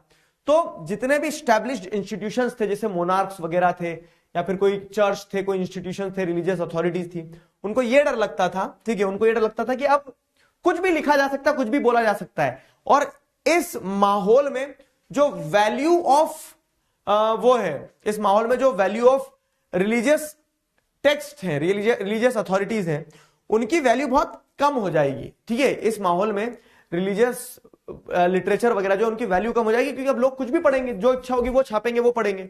ठीक है, तो जो वैल्यूएबल लिटरेचर है उसकी वैल्यू और कम हो जाएगी। तो इसी डर के चलते क्या है, it was feared that if there was no control over what was printed and read, ठीक है, क्या लिखा जा रहा है या फिर क्या बोला जा रहा है, उस चीज पे अगर कंट्रोल नहीं होगा ना, तो उससे क्या होगा, क्या लिखा जा रहा है, क्या बोला जा रहा है, उस चीज पे आपका कंट्रोल नहीं होगा, तो rebellious and irreligious thoughts might spread.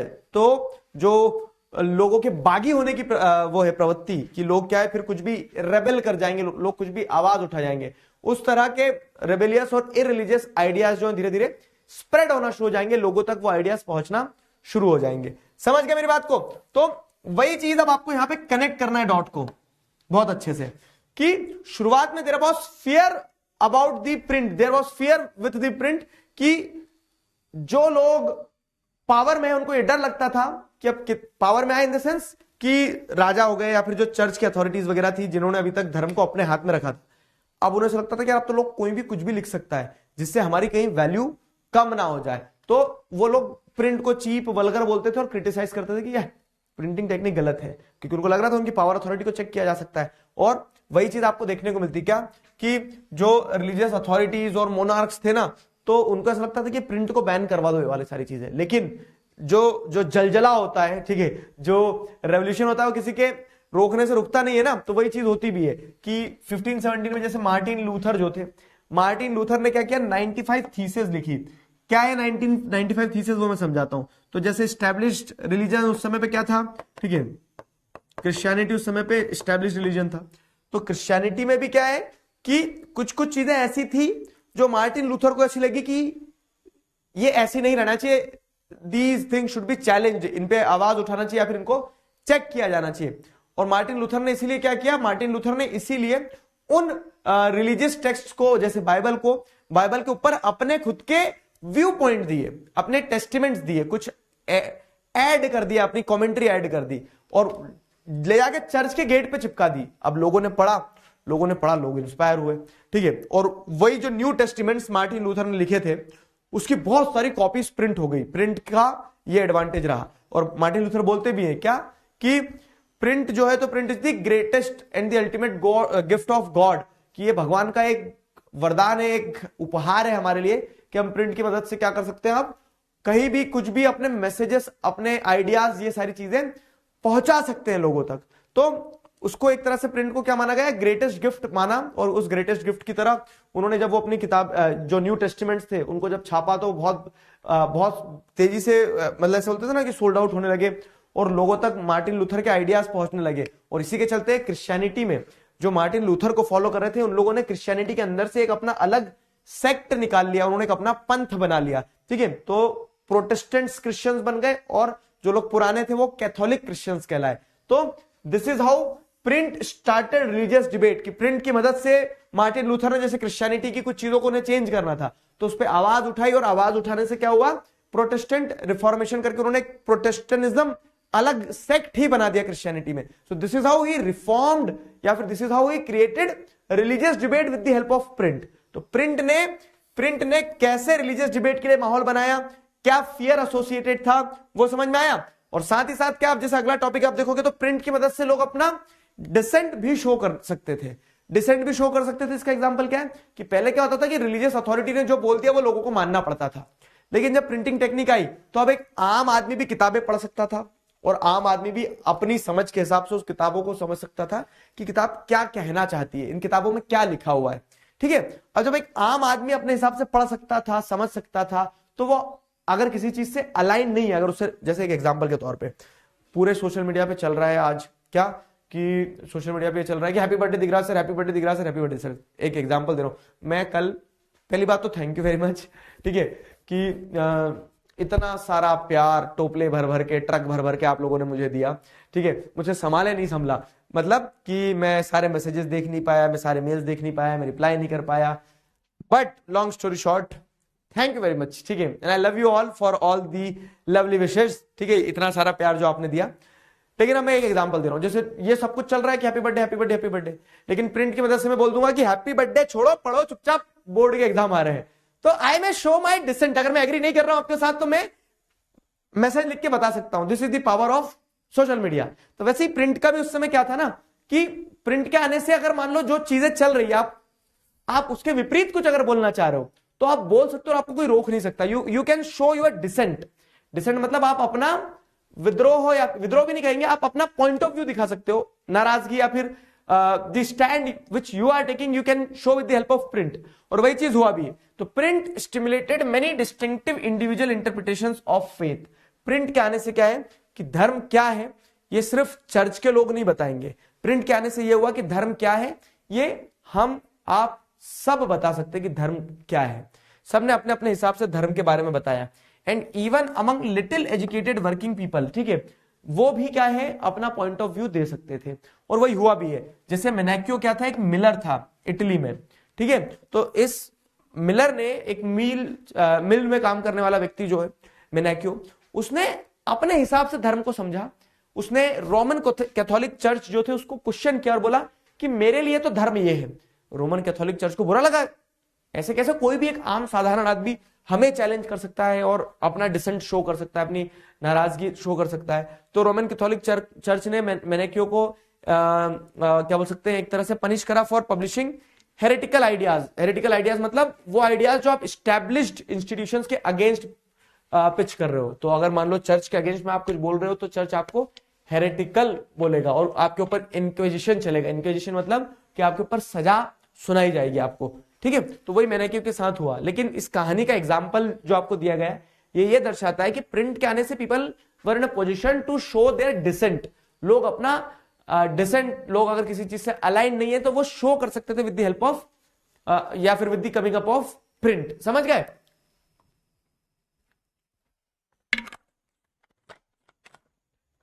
समझे? समझे कि नहीं समझे? Print and decent.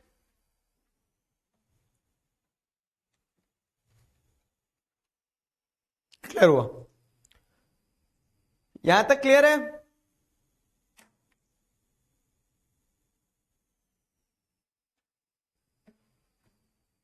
रिकॉल करवा रहा हूं एक बार, देखो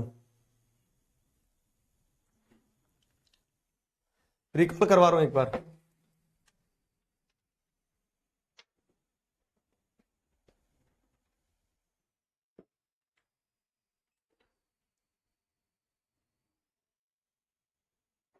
प्रिंट एंड डिसेंट फिर से बता दीजिए, इसको रिपीट कर दो सर, ठीक है। और बताओ, समझ गए?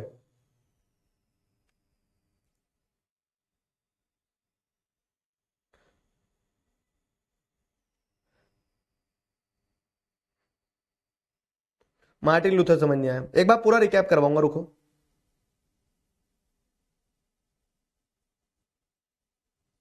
चलो देखो क्या हो रहा है, समझना बहुत अच्छे से। हमें ये तो समझ में आ गया, पूरा पीछे से रिकॉल ला रहा हूं कि प्रिंटिंग टेक्निक चाइना में डेवलप हुई, hand would block printing technique develop हुई जो हैंड प्रिंटिंग के कैटेगरी में आती थी। लेकिन चाइना में फिर किताब का इस्तेमाल क्या था? तो चाइना में सिविल सर्विसेज चलती थी, चाइना में जो अर्बन कल्चर बूम कर रहा था उसलिए उनका किताबों का इस्तेमाल होता था। वही वुड ब्लॉक प्रिंटिंग टेक्निक को चाइना से जापान लेके गए एक और चाइनीज जो बुद्धिस्ट मिशनरीज जो थे, जापान में प्रिंटिंग ने एक नया फॉर्म एक्वायर करा जहां पे विजुअल मटेरियल्स को प्रिंट किया जाता है, जिसे हम उक्यो आर्ट फॉर्म कहते हैं, ठीक है। ये प्रिंट का सफर बता रहा हूं। वहीं से प्रिंट क्या है, वहीं से प्रिंट यूरोप पहुंच गई। कैसे? तो पेपर आ गया सिल्क रूट के थ्रू, मार्को पोलो जैसे इटालियन एक्सप्लोरर थे वुड ब्लॉक प्रिंटिंग टेक्निक लेके आ गए। और फिर क्या, would block printing technique famous होती चली गई। लेकिन उसके पहले लोग हाथ से लिखते थे, तो मैन्युस्क्रिप्ट जो लिखे जाती थी उसकी लिमिटेशन थी कि बहुत स्लो थी, टाइम लगता था।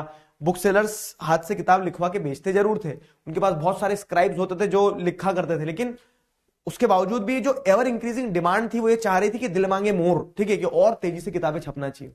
तो इसीलिए क्या होता है कि need is the mother of invention, और तेजी से किताबें छपना चाहिए। उस स्थिति में जोहान गुटेनबर्ग जैसा एक व्यक्ति था जर्मनी में, जिसने क्या करा, मैकेनिकल प्रिंटिंग प्रेस डेवलप करी।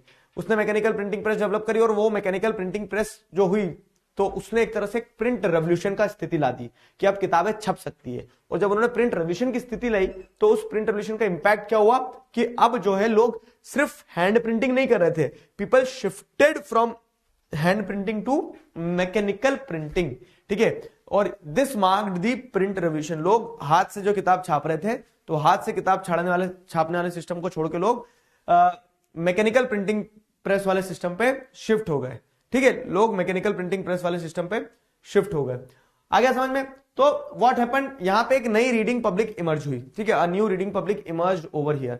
यहां पे एक नई रीडिंग पब्लिक इमर्ज हुई, और ये नई रीडिंग पब्लिक क्या थी, या न्यू रीडिंग पब्लिक? तो आपको देखने मिलता है कि printing reduce the cost of books. किताबों के आने से क्या हुआ, जो मतलब प्रिंटिंग के आने से किताबों की जो छपाई थी वो सस्ती हो गई। किताबों की छपाई सस्ती कैसे हो गई कि अब पहले हाथ से लिखा जाता तो महंगा पड़ता था, अब वो वुड ब्लॉक से सट छापते चले जाएंगे। तो printing reduce the cost of books. Printing ने कॉस्ट ऑफ बुक्स जो है रिड्यूस कर दी। Oral culture entered print and printed material was orally transmitted. तो ओरल कल्चर जो है इट एंटर्ड दी, ठीक है, प्रिंट की जो पहले लोग मुंह से बोलते थे अब वो किताबों में छपने लगा, और जो किताबों में छपता था वो लोगों को पढ़ के सुनाना, लोगों ने एक दूसरे को पढ़ के सुनाना शुरू कर दिया। तो रीडिंग और हियरिंग पब्लिक इंटरमिंगल होते चले गए, और इस तरह से प्रिंट क्रिएटेड अ रेवोल्यूशन। इस तरह से प्रिंट ने एक रेवोल्यूशन क्रिएट कर दिया। अब क्या होता है ना, तो इसी प्रिंट के अराउंड आप देखते हैं कि रिलीजियस डिबेट्स होना स्टार्ट होती है। रिलीजियस डिबेट्स कैसे स्टार्ट होती है, तो इसी प्रिंट के अराउंड जो रिलीजियस अथॉरिटीज थी दे वर फियरफुल, उन्हें एक एंजाइटी थी कि जो स्टैब्लिश्ड इंस्टीट्यूशन है, वैल्यूएबल लिटरेचर है, लोग उसकी डिसरिस्पेक्ट करने लगेंगे, लोग कुछ भी छापना और बोलना शुरू कर देंगे।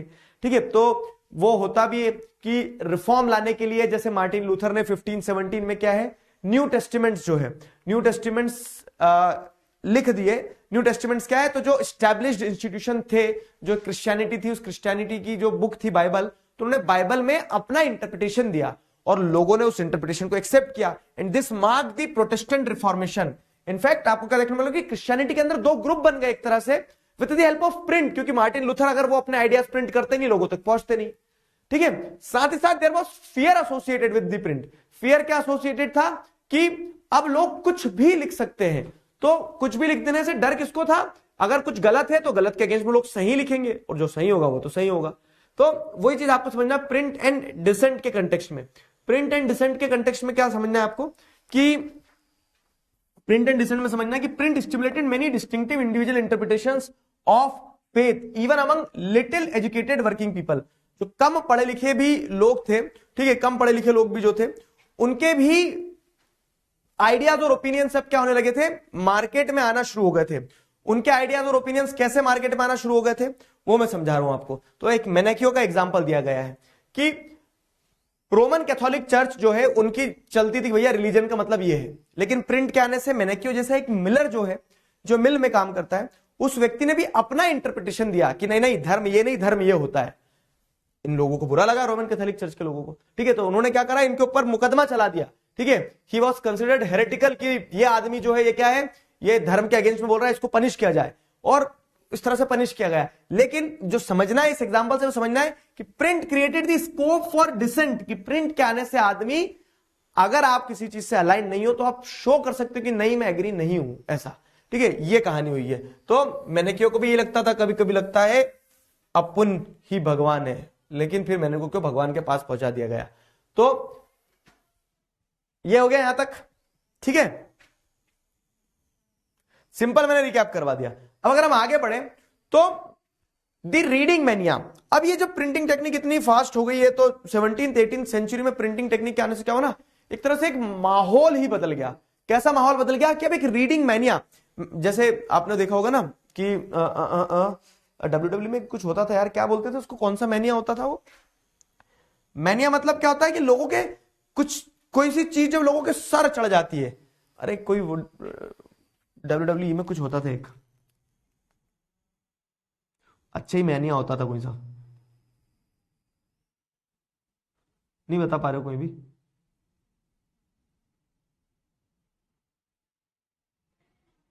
मतलब वहां से वो मैनिया वर्ड निकल के आया। WrestleMania, yes yes yes yes, WrestleMania, हाँ रसलमेनिया। तो रसलमेनिया बस बता दिया कुछ। रसलमेनिया जो होता था, मैं नाम वो स्टार्टिंग वाला स्किप कर रहा था। तो रसलमेनिया मतलब क्या है कि रेसलिंग का भूत लोगों के सर चढ़ गया है, और मारो मारो मारो। तो वही चीज यहां पे बताई गई है क्या, कि रीडिंग मैनिया का मतलब यह है कि ऐसी सिचुएशन डेवलप हो गई थी कि people were excited for reading, लोग पढ़ना चाहते थे, समझना चाहते थे, वैसा वाला। ठीक है, तो क्या हुआ कि 17th 18th सेंचुरी में लिटरेसी रेट बढ़ना शुरू हो गया, धीरे धीरे लोगों ने पढ़ना शुरू कर दिया था, किताबें आ गई थी। ठीक है, डिफरेंट डिनोमिनेशंस के जो चर्चेस थे वो भी स्कूल शुरू करवा चुके थे। तो there was the increase in literacy rate and there was a virtual reading mania, various type of material were out. और जब लिटरेसी रेट बढ़ रहा था तो लोग जब पढ़ना लिखना सीख चुके थे, तो उनके लिए पढ़ने लिखने के लिए भी अलग अलग प्रकार का मटेरियल मार्केट में था। ठीक है, लोग पढ़ना लिखना सीख चुके थे और लोगों के पास क्या है, अलग अलग प्रकार का मटेरियल था। क्या अलग अलग प्रकार का मटेरियल था लोगों के पास में? तो जैसे अगर हम देखेंगे तो एल्मेनाक्स वर बीन प्रिंटेड। ठीक है, एल्मेनाक्स प्रिंट होते थे। एल्मेनाक्स का मतलब क्या है कि कैलेंडर जो होता है हमारे यहाँ, पंचांग जिसे कहा जाता है ना, तो रिचुअल्स के एक पीरियोडिकल्स होते थे कि कब कौन सी तिथि है ये। तो अब ऐसी सिर्फ अब किताबें नहीं छप रही थी। ठीक है, तो पॉइंट समझ लो, रीडिंग मैनिया क्या है कि 17th 18th सेंचुरी में with the coming up of printed material, books वगैरह, इनके आने से क्या हो गया, एक तरह का एक रीडिंग मैनिया क्रिएट हुआ, जिसमें क्या है कि लोग अब पढ़ना चाहते थे, लिटरेसी रेट बढ़ रहा था, और उस बढ़ते लिटरेसी रेट और उस सिचुएशन में क्या है, पढ़ने का मटेरियल भी भिन्न भिन्न प्रकार से आता था, मतलब different different type of reading and writing material was there.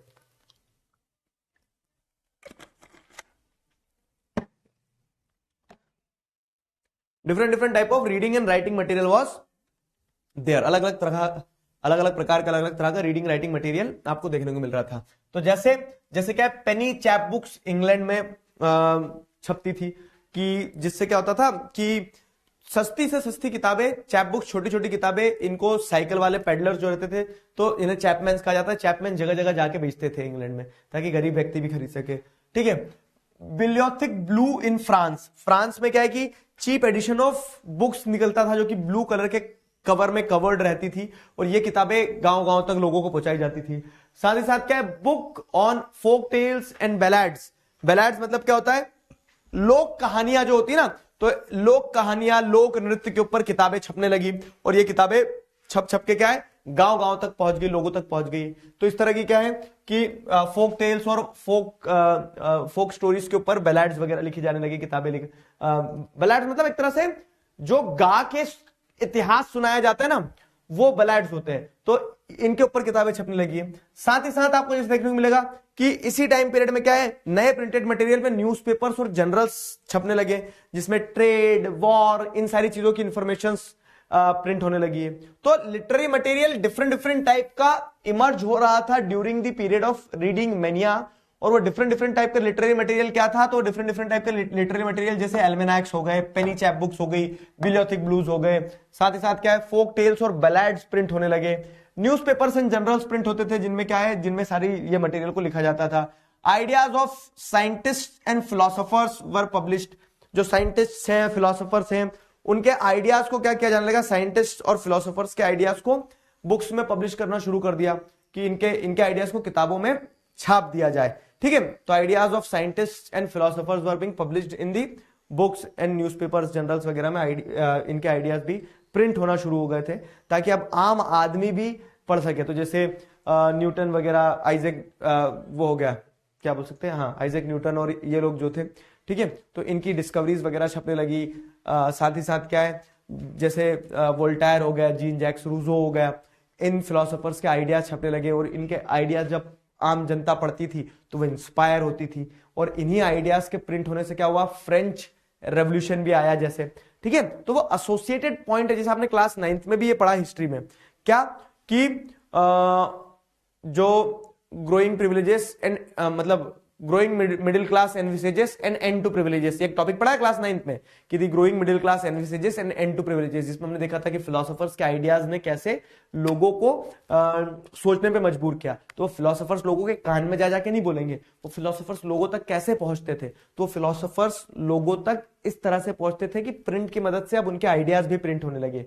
तो अब मैं अगर आपको एक बार फिर से रिकैप करूं तो रीडिंग मैनिया में क्या हुआ, देखो मैंने शॉर्ट 2 लाइन में पूरी चीजों को समराइज किया है कि रीडिंग मैनिया के टाइम पीरियड में लिटरेसी रेट बढ़ा, जिससे आपको क्या देखने को मिलता है कि एक वर्चुअल रीडिंग मैनिया जैसी सिचुएशन डेवलप हुई, जहां पे people were excited for reading. और क्या पढ़ेंगे, तो डिफरेंट टाइप का मटेरियल्स था, जैसे वो लोग एल्मेनाक्स पढ़ रहे थे, चैप बुक्स पढ़ते थे, ठीक है। इंग्लैंड में जैसे सस्ती चैप बुक्स होती थी, बिलियोथिक ब्लू भी सस्ती किताबें होती थी। उसके अलावा books were written on folk tales, ballads वगैरह पे किताबें लिखी जाती थी। न्यूज़पेपर्स और जर्नल्स जो हैं उनके ऊपर किताबें लिखी जाने लगी, न्यूज़पेपर्स और जर्नल्स जो है वो छपने लगे, सॉरी, ठीक है, ताकि आम आदमी वॉर से रिलेटेड, ट्रेड से रिलेटेड जानकारी पढ़ सके। साथ ही साथ जो साइंटिस्ट वगैरह की डिस्कवरीज होती थी, उन डिस्कवरीज को छापा जाता था। फिलोसोफर जो है, ठीक है, फिलोसोफर्स की फिलोसफीज पब्लिश होना शुरू हो गई है। तो this is what it was happening, ठीक है, ये चीज चल रही थी, क्लियर हुआ, ये चीज चल रही थी, and this created a reading mania. अब अगर हम बात करें क्या, तो रीडिंग इतना इंपॉर्टेंट और इतना एसोसिएटेड पार्ट हो गया कि रीडिंग को, जैसे आज हम देखते हैं ना कि हम बोलते हैं कि सोशल मीडिया में वो पावर है कि वो एक साधारण से शिक्षक को क्या कर सकती है, देश का सबसे ज्यादा चहीता टीचर बना देती है, ठीक है। I felt this. तो क्या है, वही चीज अगर आप देखोगे तो उस समय पे किताबों के लिए कहा जाता था कि किताबों के अंदर वो ताकत है, क्या कि किताबें जो हैं तो वो क्या कर देगी, किसी को भी सशक्त कर सकती, मजबूत कर सकती है। तो tremble therefore tyrants of the world, ये जो टाइटल है, टाइटल से मत कंफ्यूज होना, मैं तुम्हें पहले कंटेक्स्ट बताता हूं, ठीक है। लुइस सेबेस्टियन मर्सियर करके कौन थे? एक नॉवेलिस्ट थे, ठीक है, नॉवल लिखते थे। तो ये नॉवेलिस्ट जो थे 18th सेंचुरी के फ्रांस के, इन्होंने क्या बोला? इन्होंने एक स्टेटमेंट दिया कि the printing press is the most powerful engine of progress and public opinion is the force that will swipe despotism away. तो लुइस सेबेस्टियन मर्सियर ने ये बोला कि प्रिंटिंग प्रेस है ना, इसके अंदर वो पावर है जिससे प्रोग्रेस आ सकती है, ठीक है। जनता का जो ओपिनियन है, पब्लिक ओपिनियन जो है, ठीक है, वो एक फोर्स की तरह काम करेगा प्रिंट की मदद से, जिसकी मदद से आप डेस्पोटिज्म को हटा सकते हो। मतलब ये राजा, ये मोनार्क्स वगैरह जो, इनको आप उठा के पटक सकते हो। शर्त एक ही है बस, क्या? कि आपको प्रिंट का इस्तेमाल करना होगा। तो वो अपने जब नॉवल लिखते थे, जैसे अपन आज देखते हैं ना, आज पिक्चरें बनती है, तो पिक्चर में हीरो कैसे बनता है? तो गाना बज रहा बैकग्राउंड में, हीरो जो है तो जिम में जा रहा है, हीरो क्या कर रहा है? डंबल उठा रहा है, हीरो जो है तो क्या कर रहा है? रनिंग कर रहा है, ये सारी चीजें कर रहा है, ठीक है। तो ऐसे हीरो बनते। तो उस समय पे लुइस सेबेस्टियन मर्सियर अपनी नॉवल लिखते थे, नॉवेलिस्ट थे, तो एक नॉवल लिखते थे। नॉवल की स्टार्टिंग में बताते थे कि एक आदमी था, कमजोर था, कुछ नहीं आता था, उसने पढ़ना शुरू किया, रीडिंग मैनिया, ठीक है। तो उसने जब खूब पढ़ा तो उसके अंदर दिमाग आ गया तो उसने क्वेश्चन करना स्टार्ट किया, और उसने क्या कर दिया एक तरह से, ठीक है, मतलब प्रिंट की मदद से, प्रिंटिंग की, रीडिंग की मदद से ही बिकेम एनलाइटेंड। और इस तरह से उसने फिर क्या किया? जो मोनार्क्स वगैरह थे, तो उनको अगेंस्ट में आवाज उठाना शुरू कर दी और मोनार्की को खत्म कर दिया। तो प्रिंट को उस समय ऐसा माना जाता रहा था, ऐसा बताया जा रहा था क्या, कि print is going to be the force for change. Print के अंदर वो शक्ति है कि वो दुनिया बदल देगी। और इसीलिए लुइस सेबेस्टियन मर्सियर अपने वो नॉवल में लाइन यूज करते हैं क्या, कि tremble therefore tyrants of the world, ठीक है। Tremble therefore tyrants of the world मतलब क्या है? कि जो लोग टायरेंट्स है ना, जो अत्याचारी है, जो डेस्पोट्स हैं, जो रूलर्स हैं, तुम्हें घबराना होगा, थरथराना होगा, ट्रेम्बल करो। क्यों? क्योंकि प्रिंट जो है वो क्या आ गई है, मतलब ऐसे बोलते ना कि घबराओ, क्यों? क्योंकि अब हीरो आने वाला है। तो वैसे ही tremble therefore tyrants of the world, जो टायरेंट्स हैं, जो अत्याचारी थे, उनके सामने उनको डरा दे, उनको थरथरा दे, ये शक्ति है प्रिंट में। तो ये लुइस सेबेस्टियन मर्सियर इस मतलब this is what he wanted to convey. समझे कि नहीं समझे? बताओ। ये लुइस सेबेस्टियन मर्सियर कन्वे करना चाहते थे। Got it? बताइए।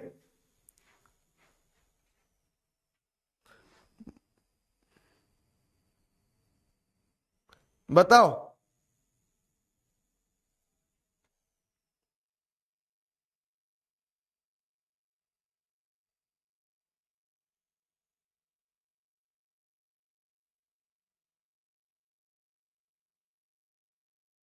क्लियर हुआ?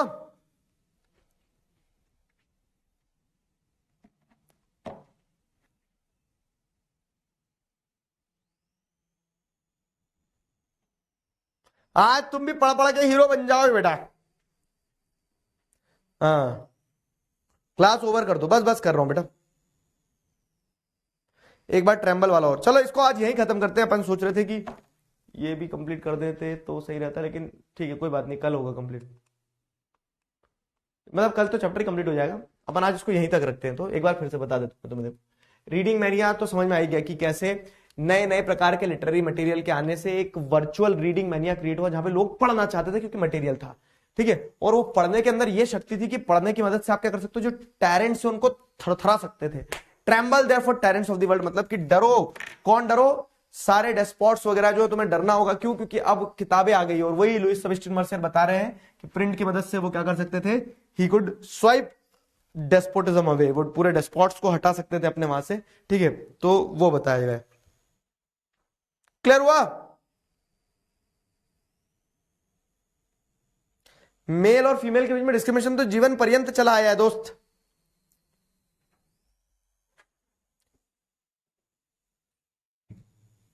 बताओ।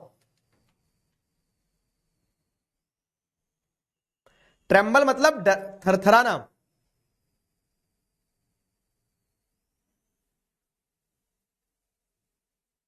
चलो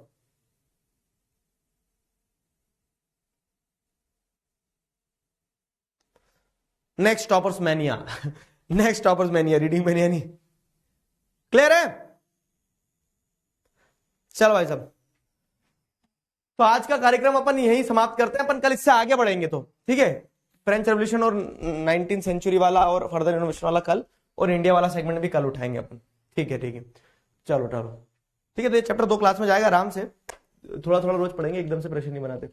चलो तब तक अपना ध्यान रखो भाई साहब, मुस्कुराते रहो। अभी के लिए क्या करते हैं, तो अभी के लिए साइन ऑफ कर देते हैं, ठीक है। Signing off with this, together we can we will. कल मिलते हैं, तब तक अपना ध्यान रखो, मुस्कुराते रहो, बाय।